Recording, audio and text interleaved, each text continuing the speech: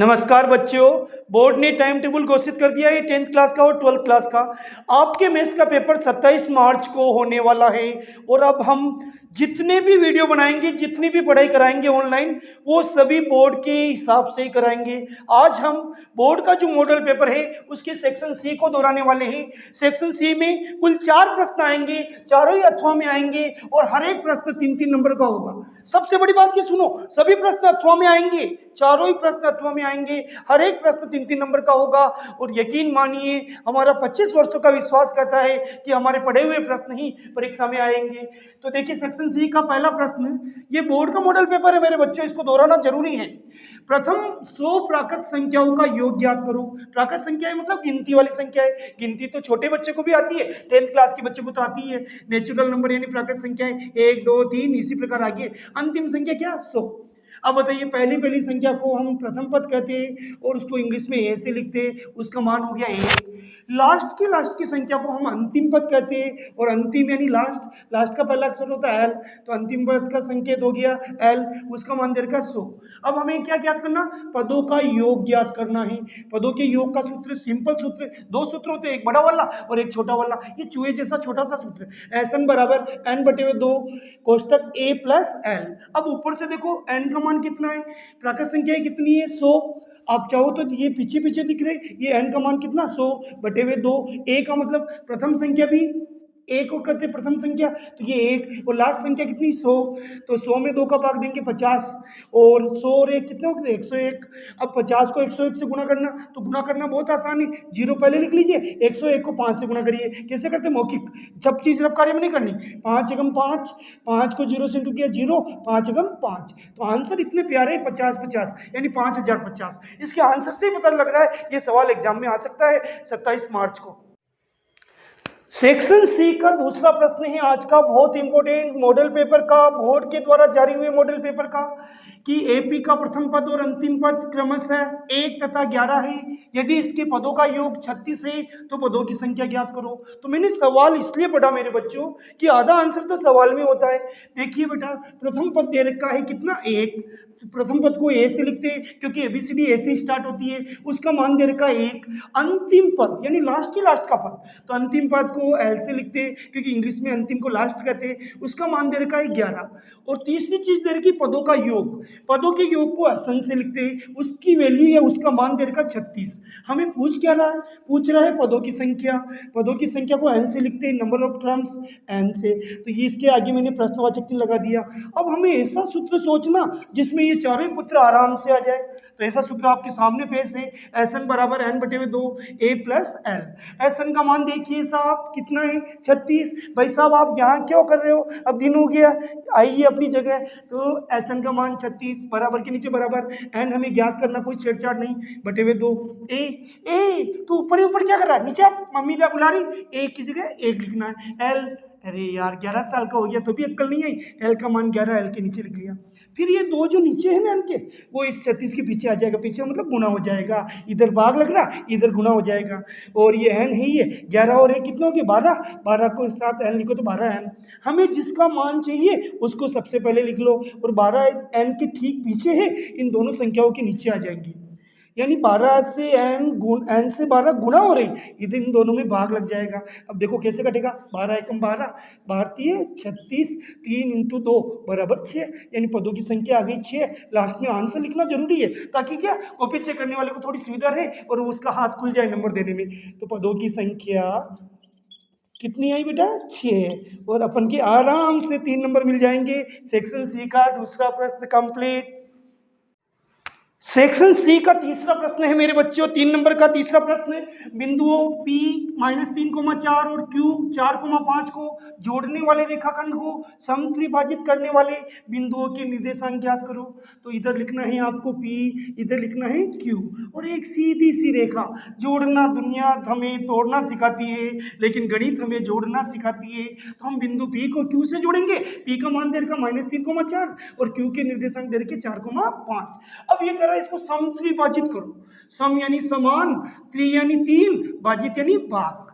समान 3 भाग, जैसे एक पिता के 3 संतानें, अब संपत्ति का बंटवारा हो रहा है तो समान 3 भाग होंगे, नहीं तो लड़ाई झगड़ा हो सकता है। तो इसमें भी समान 3 भाग करेंगे, तो एक बिंदु हम यहाँ पर ए लेंगे और यहाँ पे बी लेंगे। देखो ये पहला भाग, ये दूसरा भाग और ये तीसरा भाग। अब सोचना पड़ेगा, ये जो ए है ना, ये पी से ए, ये सिंगल भाग है एक, और ए से लेके क्यू तक ये डबल लग भी रहा। आप अंदाजे से भी देख सकते हो, यहाँ से यहाँ तक सिंगल और यहाँ से यहाँ तक डबल, तो इसका अनुपात हो गया 1:2।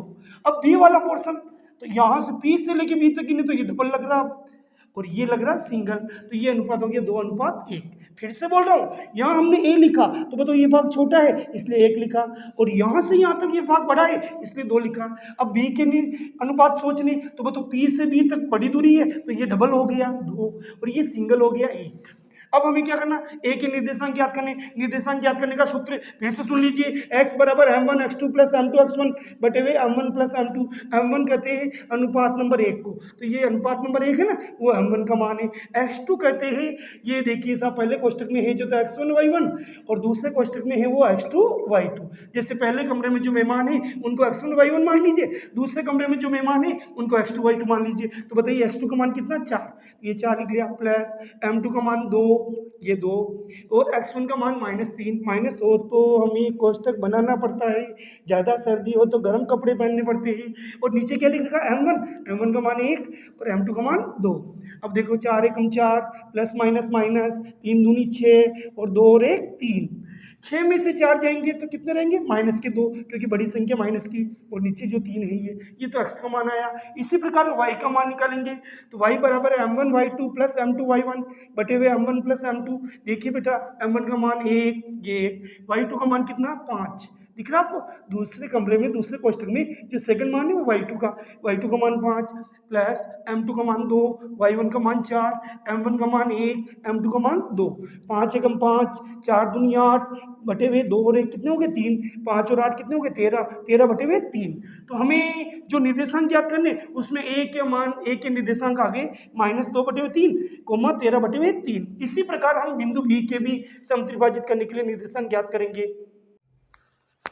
अब हम बिंदु B के निर्देशांक निकालेंगे, सूत्र वो का वही, जैसे अपना पुत्र छोटा था बड़ा हो गया तो भी अपना पुत्र, तो सूत्र वो का वही, x बराबर m1 x2 plus m2 x1 बटे हुए m1 प्लस m2। m1 कहते हैं अनुपात नंबर 1, यहाँ इसका मान है 2। x2 कहते हैं दूसरे कोष्टक के पहले अक्षर को कितना है, 4, ये लीजिए साहब, प्लस m2 का मान कितना है, दूसरा अनुपात 1, x1 का मान कितना, -3, माइनस से तो कोष्टक में पैक कर दीजिए, m1 का मान 2, m2 का मान 1, 4 दूनी 8 प्लस माइनस माइनस 3 एकम 3 और 2 और 1 3, 8 में से 3 गए तो 5 बटे हुए 3। ये तो आ गए x वाले मान। अब हम ऐसे ही y का सूत्र लगाएंगे, y बराबर m1 y2 plus m2 y1 बटे हुए m1 प्लस m2।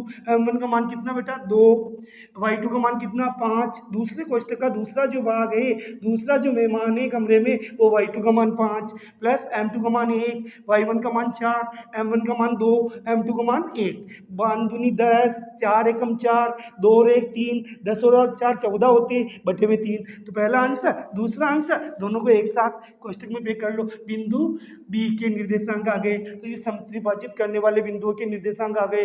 प्रश्न बड़ा है लेकिन अच्छा है, समत्रिभाजित वाला प्रश्न एग्जाम में आता है। सेक्शन सी का चौथा प्रश्न, यानी वो भी 3 नंबर का प्रश्न, निम्न आंकड़ों का मध्यक भार ज्ञात करो। ये प्रश्नावली 13 नंबर की है, 13वीं प्रश्नावली 13 नंबर की। फिलहाल अपन सेक्शन सी में प्रश्न आया है, निम्न आंकड़ों का मध्यक भार ज्ञात करो। मध्यक, इसमें क्या करते हैं, ये जो पहली लाइन है भार वाली वो सवाल में दे रखी, आपको डिट्टो उतार देनी है, ज्यादा सोचना नहीं है, सोचने से मेरे जैसे बाल झड़ जाते हैं। और दूसरी संख्या जो दूसरी लाइन दे रखी उसको भी जो कहते उतार देना है। अब हमें जो ये तीसरी लाइन है ना, CF को इंग्लिश में कहते हैं कलेक्टिव फ्रीक्वेंसी और हिंदी में कहते हैं संचयी बारंबारता। ये कैसे निकालते हैं, पहली संख्या को जो कहते हो लिखो, 3 का 3, देखे देख लिखने में कोई बुराई नहीं है, 3 को ऐसे कैसे उतार दीजिए। अब हम आपको क्या करेंगे, ये तीर का निशाना ऐसे लगाएंगे, तो इससे आपको परीक्षा में निशान नहीं बनाना, समझा रहा हूँ मैं। 3 में 5 जोड़ा कितना 8, 8 में 10 जोड़ा 18, 18 में 8 जोड़ा 26, 26 में 7 जोड़ा 33, 33 में 7 4 जोड़ा 37, 37 में 3 जोड़ा 40। फिर से समझिए, ये दोनों पंक्तियां तो हमने सवाल से उतारी, सवाल वहां लिखा हुआ आएगा, आपको कुछ नहीं करना। अगर वो पैरेलल रूप में हो तो उसको आप लंबवत रूप में लिख लेना। दोनों संख्याएं उतारने के बाद क्या करना, सीएफ निकालनी है। सीएफ कैसे निकालते, पहली संख्या को जो करते उतारते, फिर क्या करते, क्रॉस जोड़ करते। अभी तक हम क्रॉस गुणा करते आए, अब हम क्रॉस जोड़ कर रहे। इसके सामने इसकी समधन बेटी है 5, 3 और 5 कितने हो गए 8, 8 के सामने इधर क्रॉस में, ये नहीं, ये क्रॉस में सामने 8 के सामने 10, 8 और 10 कितने हो गए 18, 18 और 8 कितने हो गए 26, 26 और 7 कितने हो गए 33, 33 और 4 कितने हो गए 37, 37 में 3 जोड़ा 40। एक चीज और बताता हूँ, इसकी टोटल को हम एन से लिखते हैं, इसकी जो टोटल आएगी वो इसकी लास्ट संख्या के बराबर होनी चाहिए। अगर बराबर नहीं आ रहे तो वापस चेक कर लेना। फिर हम क्या करेंगे, जो एन का मान आया ना उसको आधा करेंगे। बताइए एन का मान कितना है 40, उसमें 2 का भाग दिया, 2 दूनी 4, 0 का 0, यानी 40 का आधा 20। ये सब दिमाग में ही कर सकते हैं। इससे ठीक बड़ी सीएफ चुनेंगे, यानी कल्पना करो 20 साल की लड़की, उसके लिए लड़का ढूंढना, तो वो तो 3 का तो हो ही नहीं सकता, 8 का नहीं हो सकता, 18 का नहीं हो सकता, तो उसकी लड़का होगा 26 साल का। थोड़ा गैप ज्यादा है लेकिन लग रहा है सीए कर रखा है या पढ़ा हुआ दिखता है। तो बताइए 20 से ठीक बड़ी सीएम क्या है 26, तो 26 वाली जो लाइन है ना वहाँ एक आपको आयताकार डिब्बा बना देना है। अब यहाँ से हम गिनते जाएंगे, सबसे लास्ट में होगा उसे एल कहेंगे। तो बताओ एल का मान कितना 55, और जो बीचवी संख्या ये बताओ किसका डिब्बा है एफ का, तो एफ का मान कितना हो गया 8, ये एफ का मान 8। इस डिब्बे से ऊपर जो सी एफ है उसको हम सी एफ ओरिजिनल कहेंगे 18, और इन सब संख्याओं में 5-5 का गैप है। विश्वास नहीं तो देख लीजिए, 45 में से चले जाएंगे 5, 50 में से 45 जाएंगे 5, किसी भी संख्या में से दूसरी संख्या घटा के देख लीजिए, आंसर कितना आएगा 5, यानी हाइट इंटरवल एच का मान 5 आ गया। इन सब मानों को मेहमान समझ के माध्य के सूत्र में विराजमान कर देंगे। माध्य का सूत्र देखिए, माध्य बराबर एल प्लस एन बटे 2 माइनस सी एफ बटे हुए एफ इंटू एच। एल का मान ऊपर से देखा 55, एन बटे हुए 2 का मान 20, सी एफ का मान 18, एफ का मान 8, एच का मान 5। 55 प्लस 20 में से 18 गए 2, 8 नीचे है ही है, 5 यही है। अब मैं इनको काटता हूँ, 2 एकम 2, 2 चौक 8, 55 का 55 प्लस का प्लस, बोलो 5 एकम कितना हो जाएगा 5, 5 में 4 का भाग देना, तो वो उसका आंसर आएगा 1.25। बहुत से बच्चे 5 में 4 का भाग भी नहीं दे सकते, तो मैं उनको देना सिखाता हूँ। ये 5 ये 4, 4 एकम 4, घटाएंगे 5 में से 4 गया 1, अब भाग नहीं जा रहा, पॉइंट लगाएंगे 10 हो जाएंगे, 4 दूनी 8, फिर 2 बचेंगे, 2 के 20 हो जाएंगे, 4 पंजे 20। बताइए आया कि नहीं आया 1.25, तो 5 बटे 4 का मान आ गया 1.25। अब आपको क्या करना, 55 में 1 जोड़ना 56, और पॉइंट की संख्या को छेड़ते नहीं है, बाकी लड़ाई और झगड़ा हो जाता है। आज हमने आपको 4 प्रश्न कराए, पूरे 4 सवाल कराए मैथ्स के, वो भी बड़े बड़े सेक्शन सी के 3 नंबर वाले। अगर आपको मेरी पढ़ाई समझ में आ रही है, मुझे विश्वास है मेरे बच्चे जो मुझे प्रोत्साहन दे रहे हैं निश्चित रूप से समझ में आ रही है। जरूरतमंद बच्चों तक शेयर करें, लाइक करें, कमेंट करें, और अगर आप हमारे चैनल पर नए हैं तो कृपया सब्सक्राइब करें। मैं आपका जीवन भर आभारी रहूँगा।